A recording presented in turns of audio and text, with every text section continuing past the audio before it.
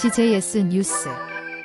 이 방송은 하나님과 예수님과 성령님의 뜻을 여러분께 전하는 뉴스입니다. 세상의 말이 아니라 오직 성경에 입각하여 성령께서 역사하시는 하나님의 뜻과 예수님의 진리를 전합니다. 지금부터 GJS 뉴스가 시작됩니다.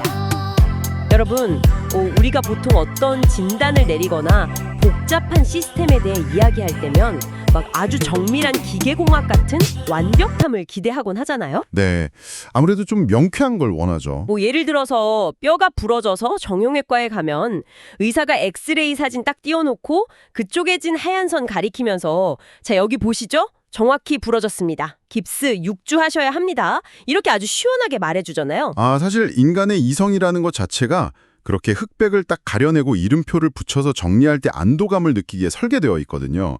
정상과 비정상, 멀쩡한 것과 부러진 것을 나누는 그 명쾌함이 일상을 굴러가게 하는 힘이기도 하고요. 맞아요. 우리는 이렇게 눈에 보이고 범주화되는 세계를 되게 편안하게 느끼죠. 그런데 오늘 우리가 다룰 주제로 넘어가면 갑자기 그 최첨단 엑스레이 기계가 아예 먹통이 된 것 같은 기분을 느끼실 겁니다. 오, 엑스레이가 안 통한다면 혹시 영적인 영역 있나요? 네, 전문답입니다. 인간의 지성과 물리학을 완전히 넘어선 보이지 않는 차원, 그중에서도 기독교 신학의 가장 신비로운 영역인 성령에 대한 이야기거든요. 솔직히 이 풍경은 아주 짙은 안개가 낀 진흙탕 같습니다. 만질 수도 없고 현미경으로 들여다볼 수도 없으니까요. 확실히 눈에 보이지 않으니까 정리하기가 까다롭죠. 그래서 오늘 청취자 여러분과 함께 이 복잡하고도 매력적인 안개 속으로 직접 들어가서 길을 좀 찾아보려고 합니다. 오늘 우리가 파헤쳐볼 아주 흥미로운 자료가 하나 있는데요. 캐나다 크리스천 칼리지에서 2025년 5월에 발표된 유재훈님의 목회학 석사학위 논문입니다. 제목이 개혁주의와 오순절주의 성령론의 역사적 신학적 고찰이에요. 와, 제목만 들으면 뭘까? 도서관 제일 구석에 꽂혀 있을 법한 엄청 무거운 학술서적 같네요. 저도 처음엔 그렇게 생각했거든요. 근데 막상 읽어보니까 이 안에 우리의 현실을 확 뒤흔드는 굉장히 역동적인 세계관의 충돌이 담겨 있더라고요. 바로 여기에 오늘 심층 탐구의 미션이 있습니다. 어떤 충돌인지 궁금한데요. 기독교 역사상 가장 거대한 두 가지 신학적 흐름이 있거든요. 하나는 정교한 논리와 지적인 뼈대를 자랑하는 개혁주의, 그리고 다른 하나는 뜨거운 가슴과 폭발적인 기적을 강조하는 오순절주의입니다. 이 둘이 성령이라는 존재를 완전히 다르게 이해하고 있어요. 이성적인 체계 대 역동적인 체험, 이렇게 나뉘는군요. 그렇죠. 청취자 여러분, 스스로 한번 생각해 보세요. 지적이고 논리적인 체계를 원하시나요? 아니면 가슴 뛰는 역동적인 경험을 원하시나요? 우리의 삶과 배움의 과정에서도 사실 이 두 가지는 늘 충돌하잖아요. 네, 매 순간 이성과 감성이 부딪히죠. 오늘 이 자료가 그 상반된 두 시선이 어떻게 팽팽하게 맞서다가 결국 완벽한 균형점을 찾아가는지 아주 놀라운 통찰을 보여줄 겁니다. 자, 그럼 이 내용을 본격적으로 풀어보겠습니다. 이 이야기를 시작하려면요. 먼저 이 두 진영의 논쟁을 그냥 책상 몰림 학자들의 고리타분한 교리 싸움으로 오해하시면 안 됩니다. 교리 싸움이 아니라고요. 네, 이건 근본적으로 보이지 않는 신이 이 물리적인 세상, 그리고 내 삶에 어떻게 개입하는가에 대한 거대한 시선의 차이거든요. 그러니까 어떤 안경을 쓰고 세상을 보느냐의 문제인 거죠. 어떤 안경을 쓰느냐에 따라 전혀 다른 풍경이 펼쳐진다 이 말씀이네요. 그럼 그 안경들이 어떻게 만들어졌는지 뿌리부터 한번 들여다봐야겠습니다. 자료를 보면 오순절주의가 어떻게 성장했는지 그 기원이 아주 생생하게 나오는데요. 그냥 교회가 좀 커졌다 이 정도가 아니라 그야말로 들불처럼 번졌다고 묘사되어 있거든요. 이게가 그랬죠. 당시 전통적인 교회들은 대체로 되게 조롱하고 점잖고 백인 중심의 아주 정돈된 예배를 드렸어요. 그런데 1901년 캔자스 토피카 부흥, 그리고 특히 1906년 로스앤젤레스 아주사 거리에서 엄청난 일이 벌어집니다. 흑인 목회자인 윌리엄 제이식 무어가 이끄는 되게 허름한 모임이었는데요. 거기서 사람들이 막 방언을 하고 기적을 체험한 그 사건 말이죠? 네, 맞습니다. 네, 중요한 건 그 현상의 본질이에요. 흑인, 백인, 히스패닉, 빈민들이 막 한데 엉켜서 춤추고 소리치면서 성령을 체험했거든요. 그 뜨거운 체험 앞에서 인종이랑 계급 장벽이 완전히 무너져 내린 겁니다. 기존의 그 지성적이고 점잖은 신학으로는 도저히 설명할 수 없는 날 것 그대로의 에너지가 터져 나온 거네요. 그렇죠. 그리고 이 흐름이 1907년 평양 대부흥 운동의 영적 토대와 만나게 되고요. 1928년에 선교사들을 통해 한국에 본격적으로 들어왔고 나중에 1950년대 조용기 목사의 여의도 순복음 교회를 중심으로 세계적인 규모로 폭발하게 된 겁니다. 근데 제가 자료 보면서 참 공감했던 게요. 왜 하필 이 오순절주의가 가난하고 병든 사람들, 그러니까 사회의 마이너리티들에게 그렇게 매력적이었을까 하는 부분이었어요. 그냥 신비한 현상 때문만은 아니더라고요. 아주 핵심에 짚으셨습니다. 오순절주의의 그 엄청난 폭발력은 성경 이사야 53장, 그가 채찍에 맞음으로 우리는 나음을 받았도다. 이 구절을 완전히 현실로 끌고 들어온 데서 나오거든요. 전통 교회에서는 보통 그걸 내 영혼에 죄가 씻겨진다는 비유로 해석하잖아요. 그렇죠. 근데 매일 끼니 걱정하고 당장 병원 갈 돈이 없는 사람들에게 죽어서 가는 천국은 너무 아득한 이야기잖아요. 오순절주의는 예수의 십자가 사건이 내 영혼뿐만 아니라 당장 내 육체의 질병이나 가난이라는 현실의 고통을 아주 즉각적이고 물리적으로 타각해서 고쳐내는 능력이라고 선언한 겁니다. 아, 그러니까 그들에게 성령은 삶의 밑바닥 현실에 당장 개입해주는 실제적인 문제 해결사였네요. 네, 가난한 자들에게 가장 강력한 생존 무기이자 희망이었던 셈이죠. 와, 확 와닿네요. 자, 그럼 반대편 진영으로 가보죠. 전통신학의 기둥인 개혁주의는 이 뜨거운 오순절 혈상을 보면서 성령을 어떻게 정의했을까요?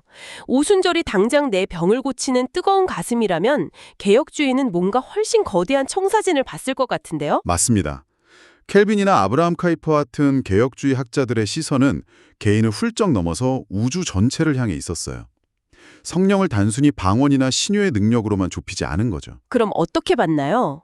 이 거대한 우주가 붕괴되지 않고 유지되는 것, 계절이 순환하고 인간 사회가 발전하는 것, 이 모든 피조 세계를 보존하고 이끌어가는 보이지 않는 거대한 동력 자체를 성령으로 본 겁니다. 이게 바로 개혁주의 특유의 일반 은총 개념이에요. 아, 제가 여기서 자료 읽다가 머릿속에 전구가 탁 켜진 비유가 하나 있거든요. 청취자 여러분, 스마트폰 다들 쓰시잖아요. 이렇게 한번 상상해 보세요. 오순절주의의 성령이 내 삶의 질병이나 재정 문제 같은 특정한 위기를 해결하려고 내가 딱 타치해서 켜는 아주 강력한 앱이라면요. 앱이요? 재밌는데요? 네, 강력한 앱. 반면에 개혁주의가 말하는 성령은 눈에 안 보이지만 이 스마트폰 자체가 오류 없이 돌아가게 만드는 거대한 운영체제, 그러니까 OS인 겁니다. 내가 앱을 실행 안 해도 백그라운드에서 알아서 배터리 관리하고 메모리 배분하는 그 거대한 시스템 말이죠. 와, 아주 절묘한 비유네요. 보통 사람들은 화려하게 돌아가는 앱에만 열광하지만 사실 OS가 없으면 앱은 켤 수도 없잖아요. 카이퍼가 본 게 바로 그 세상을 유지하는 운영체제로서의 성령이었습니다. 스케일이 진짜 다르네요. 그러니까 미술가의 천재적인 창의성, 과학자가 우주 원리를 발견하는 통찰력, 심지어 국가가 세우는 합리적인 법과 제도까지도 다 성령께서 뒤에서 묵묵히 붙들고 일하시는 결과라는 거죠. 세상에. 칼뱅이 하나님의 영을 무시하지 않고서는 예술과 과학을 무시할 수 없다고 한 게 이제 이해가 확 되네요. 보통 종교랑 과학 예술은 막 분리해서 생각하잖아요. 근데 개혁주의 안경을 쓰면 실험실에서 연구하는 과학자의 발견도 성령의 역사로 볼 수 있는 거군요. 네, 성령이 교회 건물 안에만 갇혀 계신 게 아니라 우주 만물 속에 스며들어서 역사를 이끌어 가신다는 아주 웅장한 시각이죠. 자, 근데 여기서 필연적으로 엄청난 마찰이 생기겠는데요. 스케일과 초점이 이렇게 다르면 똑같은 성경을 읽어도 해석이 완전히 갈라지잖아요. 자연스럽게 가장 치열한 전쟁터인 성령 세례와 성령 충만 이야기로 넘어가 봐야겠습니다. 신학계의 영원한 뜨거운 감자죠. 사실 이 두 개념 정의가 두 진영을 가르는 핵심이기도 하고요. 제가 여기서 오순절주의 입장을 대변해서 좀 강하게 반론을 제기해 볼게요. 잠깐만요. 오순절주의는 우리가 구원받는 거랑 그 이후에 강력한 영적 능력을 받는 성령 세례를 완전히 다른 단계로 구분하잖아요. 두 번째 축복이라고 해서요. 네, 명확히 구분하죠. 성경 사도행전 보면 제자들이 이미 예수님 믿고 있었는데 오순절날 나중에 따로 불같은 성령을 받고 방언 터지고 막 그러잖아요. 이거 누가 봐도 명확한 2단계 절차 같은데 개혁주의는 왜 이걸 오해라고 하는 거죠? 사도행전 겉모습만 보면 충분히 그런 의문을 가질 수 있죠. 근데 개혁주의는 그 텍스트 뒤에 있는 아주 미세한 언어학적 근거를 파고듭니다. 신약 성경 원어인 헬라어 전치사 n의 의미가 되게 중요하거든요. 전치사 하나가 그렇게 중요한가요? 완전히 판을 바꿉니다. 오순절주의는 이 n을 공간적인 의미, 그러니까 in이라는 뜻으로 해석해서 우리가 성령이라는 파도 안으로 쑥 빠지는 몰입의 경험으로 봐요. 성령 안에 잠기는 경험이요? 그럼 개혁주의는요? 개혁주의는 문법상 이걸 성령을 통하여, 즉 위드나 바이 같은 수단으로 해석합니다. 쉽게 말해 물세례 줄 때 물이 세례 주는 주체가 아니라 도구잖아요. 성령 세례를 베푸시는 진짜 주체는 예수 그리스도이시고 성령은 우리 죄를 씻는 인격적인 수단이라는 거죠. 아, 주어랑 수단이 아예 바뀌어버리는 거네요. 그게 어떤 차이를 만드는데요? 엄청난 차이죠. 예수님이 성령을 통해 우리를 당신의 백성으로 확증하는 게 성령 세례라면 이건 우리가 처음 복음 듣고 구원받을 때 단 한 번 완벽하게 일어나는 사건이어야 합니다. 아, 거듭나는 그 순간이요. 네. 그러니까 가입비 내고 정회원 됐는데 나중에 능력 받겠다고 또 프리미엄 회원 가입을 따로 할 필요가 없다는 거예요. 구원 따로, 성령 세례 따로 라는 2단계 공식을 완전히 부인하는 겁니다. 프리미엄 회원 가입 뷰 좋네요. 아니 근데 전문가님, 사도행전 8전 보면 사마리아 사람들은 예수는 믿었는데 성령이 안 내려서 나중에 사도들이 안수하니까 그때서야 성령 받았잖아요. 에베소 사람들도 그렇고. 이거 완전 시간차를 둔 프리미엄 2단계 가입 사건 아닙니까? 그게 오랫동안 오해받은 지점인데요. 개혁주의는 그 사건들을 개인 신앙 매뉴얼로 보지 않아요. 철저하게 구속사적이고 선교적인 단회성 사건으로 봅니다. 호스트, 구속사적 단회성? 말이 좀 어려운데요. 그러니까 유대인에게만 갇혀있던 복음이 사마리아로 또 이방인으로 넘어가는 역사적 랜드마크였다는 거죠. 그 장벽이 무너졌다는 걸 초대교회 리더들이 두 눈으로 똑똑히 보게 하려고 하나님이 의도적으로 특별한 표적을 보여주신 거대한 무대장치 같은 사건이라는 겁니다. 와, 그렇게 연결되니까 퍼즐이 딱 맞네요. 성령 세례는 내가 구원받을 때 발급되는 단 한 번의 완벽한 영적 신분증이었군요. 그럼 여기서 진짜 궁금한 게요. 프리미엄 제도가 없다면 우리가 일상에서 매일 영적인 힘을 얻고 살아가는 그 경험은 뭐라고 불러야 하죠? 여기서 정말 흥미로운 점은 성경이 이미 완벽한 대안을 제시하고 있다는 겁니다. 자료에 나오는 에베소서 5장 18절, 오직 성령으로 충만함을 받으라. 이 구절이죠. 세례와 충만을 명확히 구분해요. 성령 충만. 교회 다니면 수천 번은 듣는 단어인데 무슨 비밀이 있나요? 헬라어 원어인 플레로스데라는 단어에 비밀이 있는데요. 이게 현재형 수동태 명령문이에요. 보통 명령하면 문 닫아처럼 일회성이잖아요. 근데 이 현재형 명령은 지속적으로 계속해서 그 상태를 유지하라는 뜻을 품고 있습니다. 아, 여러분 여기서 진짜 중요한 포인트가 나옵니다. 제가 아까 운영체제 비유 썼는데 하나 더 써볼게요. 여러분 성령 충만은 백신 한 번 딱 맞고 항체 신겼다 하고 끝내는 게 아니란 뜻입니다. 이건 매일매일 숨을 쉬는 호흡과 같아요. 백신은 일회성이지만 호흡은 1분만 멈춰도 큰일 나잖아요. 구원이 백신이라면 성령 충만은 매 순간 들이마시고 내뱉어야 하는 일상의 호흡이네요. 완벽한 정리네요. 과거에 한번 짜릿했던 체험에 얽매이는 게 아니라 매일의 일터나 가정에서 지속적으로 그분의 뜻에 나를 내어드리는 현재 진행형 상태, 그게 핵심이죠. 백신과 호흡, 이거 확 와닿습니다. 자, 지금까지 두 진영 논리를 아주 팽팽하게 살펴봤는데 사실 어떤 위대한 사상이나 시스템도 완벽할 순 없잖아요. 역사 속에서 이 둘 다 치명적인 맹점을 드러냈다고 자료는 분석하고 있어요. 네, 양쪽 다 뼈아픈 한계가 있었죠. 먼저 개혁주의의 약점은 아이러니하게도 그 지나친 합리성 때문이었습니다. 기적 중단론이라는 함정에 빠져버렸거든요. 기적 중단론이요? 기적이 아예 끝났다는 건가요?